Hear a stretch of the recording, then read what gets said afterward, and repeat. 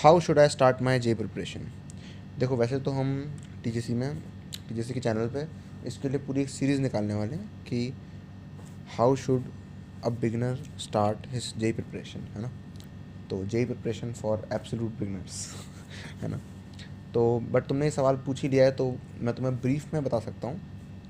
उस सीरीज़ में क्या होगा, डेफिनेटली उस सीरीज़ में भी यही एक्सप्लेन किया जाएगा, उसमें ज़्यादा डिटेल में एक्सप्लेन किया जाएगा ऑब्वियसली, है ना।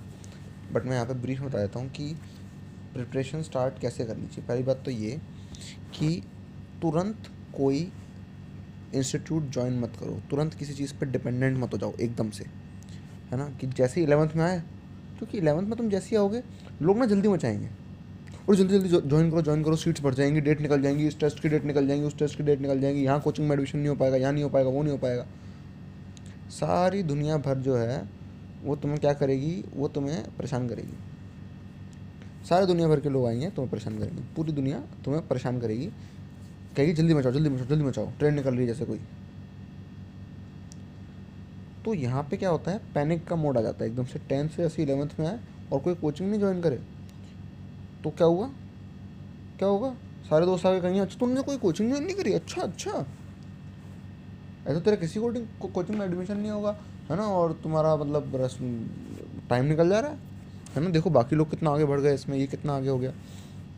तो सब लोग हबड़ तबड़ मचाएंगे, सब लोग पैनिक करेंगे, तुम्हें नहीं करना है, ठीक है। तुम्हें पैनिक नहीं करना है, इमीडिएटली कोई चीज़ ज्वाइन नहीं करनी है। पहले देखना है कि एग्ज़ाम क्या है, पहली बात तो एग्ज़ाम के बारे में जानना है पहले। नहीं तो अगर तुम सीधे ही एनसीईआरटी पढ़ना शुरू कर दोगे, सीधे पढ़ाई शुरू कर दोगे तो काम नहीं होगा।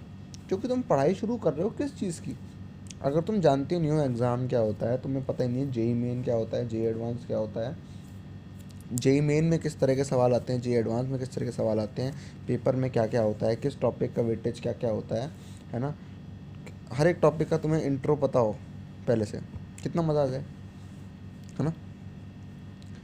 लेकिन बिना ये जाने कि वो क्या एग्ज़ाम दे रहे हैं, बिना एग्ज़ाम के बारे में जाने एग्ज़ाम के लिए प्रिपरेशन स्टार्ट कर देना मेरे अकॉर्डिंग तो बेवकूफ़ी होती है। किसी भी चीज़ के बारे में बिना जाने उसकी तरफ तुम हेड ऑन कर गए, ये क्या तरीका है, ये कोई तरीका नहीं है। सिंपली बिकॉज तुमने ऐसा क्यों किया, तुम खुद से ऐसा नहीं करते। तुम्हारे पास खुद से इतना सेंस है, इंसान के अंदर इतना सेंस होता है कि वो खुद से ऐसी कोई गड़बड़ ना करे।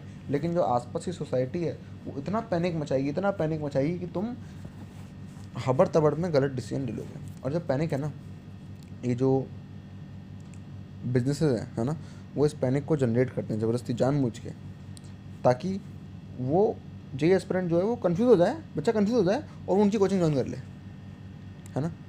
तो लोगों को बेवकूफ़ बनाने के अंदर एक कॉन्सेप्ट होता है, लोगों को बेवकूफ़ बनाने के अंदर कॉन्सेप्ट्स होते हैं, ठीक है। जैसे जेई के अंदर कॉन्सेप्ट्स होते हैं, पढ़ाई में कॉन्सेप्ट्स होते हैं, ऐसे लोगों को बेवकूफ़ बनाने के भी कॉन्सेप्ट्स होते हैं। एक कॉन्सेप्ट ये होता है उनमें से कि अगर तुम किसी को बेवकूफ़ बनाना चाहते हो तो तुम उसको बेवकूफ़ बनाने की कोशिश मत करो। तुम क्या करो, तुम उसके अंदर पैनिक क्रिएट कर दो, कन्फ्यूजन क्रिएट कर दो, तो वो तुमसे पूछेगा, समझ रहे हो। तो ऐसे क्या करते हैं, जो ब्रांड्स होते हैं वो आते हैं और वो तुम्हें क्या करेंगे, कन्फ्यूज़ कर देंगे, पैनिक क्रिएट कर देंगे, अरे लास्ट डेट ये है, लास्ट डेट वो है, ठीक है। वो इन्फॉर्म कर रहे हैं तुम्हें कि उनके बैचेस क्लोज हो रहे हैं, वो एक चीज़ है। लेकिन साइड में से वो क्या करते हैं, साइड में वो हाइप भी क्रिएट करते हैं, ठीक है। ऐसी हाइप क्रिएट करें जिससे तुम पैनिक हो जाओ, है ना। इसमें उनकी 100% गलती नहीं है, ठीक है, उनकी बहुत छोटी सी गलती है। गलती आसपास की सोसाइटी की है कि हम उन चीज़ों को हबड़ तबड़ में ले लेते हैं, है ना। क्योंकि सामने वाला तो हमेशा कह सकता है कि भाई वो इन्फॉर्म कर रहा था, उसने तो इन्फॉर्म किया तुम्हें, है ना। इसमें उसकी कोई गलती नहीं है, ठीक है। एक लॉजिक से देखा जाए तो उसकी 0% गलती है, उसने तो तुम्हें इन्फॉर्म किया। लेकिन तुमने क्या किया, हाइप क्रिएट कर ली, पैनिक क्रिएट कर लिया। अब तुम पैनिक में गलत डिसीजन ले लोगे और फिर तुम 2 साल रोओगे, ये काम नहीं करना। तो हाउ शुड आई स्टार्ट, ये बहुत अच्छा सवाल है, ठीक है। क्योंकि तुम्हें स्टार्ट करनी है अपनी ये प्रिपरेशन, ठीक है। तो तुम्हें सोचना पड़ेगा कैसे, तुम सोच रहे हो कैसे। तो पहली चीज़ है कि एग्ज़ाम के बारे में जानो, जानो एग्ज़ाम क्या होता है, जानो कोचिंग्स में क्या होता है, एग्ज़ाम की क्या क्या रिक्वायरमेंट होती है, एग्ज़ाम के अंदर क्या क्या चाहिए होता है, ये जानो। Know about your exam, know about your target, then start. Studying, ठीक है। तो प्रिपरेशन आपकी तभी से स्टार्ट हो जाती है जब आप एग्ज़ाम के बारे में जानना शुरू करते हो। फिर सेकंड नंबर पे आप एग्ज़ाम में पढ़ना शुरू करते हो। जब पढ़ना शुरू करते हो तो आप सोचते हो कि रिसोर्सेज बेहतर होनी चाहिए।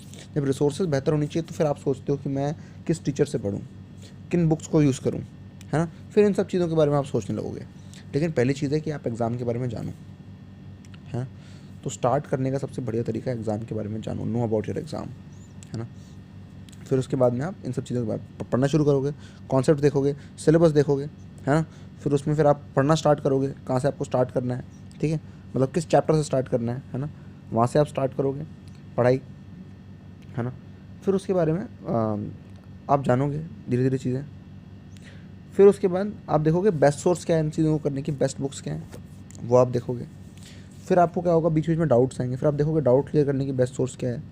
फिर आप देखोगे कि ये चीज़ आप पहले से भी समझ सकते हो कि आपको यहाँ पे गाइडेंस की ज़रूरत है। फिर आप देखोगे गाइडेंस की बेस्ट सोर्स क्या है, इस तरह से, समझ रहे हो। ये पूरी अपनी जर्नी होती है। एक बार ये सारी चीज़ें इंश्योर हो गई, ये कि आपको टेस्ट कहाँ से देना है, आपको पढ़ना कहाँ से है, कौन से लेक्चर्स देखने हैं, किस टीचर से पढ़ना है, किन बुक्स को सॉल्व करना है ना।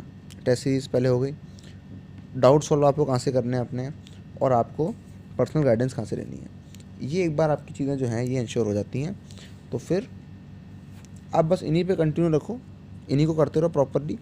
आप देखोगे कि आपकी जेई प्रिपरेशन बहुत बड़ी तरह से होने लगेगी। सिंपल तरीका है, बस लोग इन्हीं 5 चीज़ों का इंश्योर नहीं करते हैं, पता नहीं क्या करते रहते हैं, और उनकी प्रिपरेशन एक मैस बन जाती है। अगर आप एग्ज़ाम के बारे में जानते हो और इन तरह से करते हो, आप इन 5 चीज़ों का इंश्योर कर लेते हो, आपकी प्रिपरेशन बहुत प्लेजेंट होगी, कोई दिक्कत नहीं। ऑलराइट, और बाकी सीरीज़ आ रही है, सीरीज़ में आपको बहुत अच्छी तरह से ये चीज़ एक्सप्लेन हो जाएगी कि कैसे एक बिगनर को जेई प्रिपरेशन शुरू करनी चाहिए। ऑलराइट, तो इतना आप समझ चुके हो। All the best.